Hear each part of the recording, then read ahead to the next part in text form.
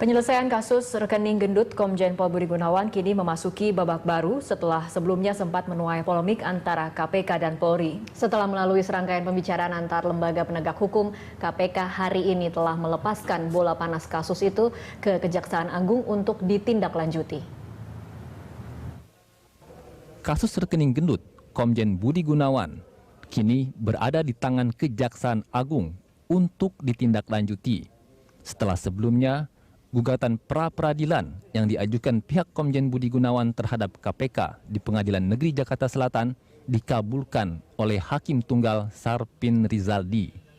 Sidang pra-peradilan memutuskan penetapan tersangka Komjen Budi Gunawan oleh KPK tidak sah. Hakim Tunggal Sarpin Rizaldi menyatakan jabatan Budi Gunawan saat ditetapkan sebagai tersangka tidak termasuk sebagai penyelenggara negara, sehingga KPK tidak berwenang menyelidiki dan menetapkannya sebagai tersangka.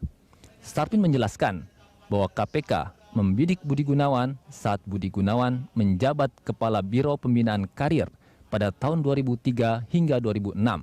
Menurutnya, jabatan itu hanya administrasi di bawah Deputi Sumber Daya Manusia dengan pangkat Eselon II. Usai putusan pra-peradilan, KPK telah melakukan upaya hukum lainnya untuk membatalkan putusan tersebut. KPK mengajukan kasasi ke Mahkamah Agung atas putusan pra-peradilan PN Jakarta Selatan. Namun PN Jakarta Selatan menilai kasasi yang diajukan KPK tidak dapat diproses sesuai dengan Surat Edaran Mahkamah Agung atau SEMA nomor 8 tahun 2011. Dalam surat edaran tersebut dinyatakan bahwa putusan tentang pra-peradilan tidak dapat diajukan kasasi.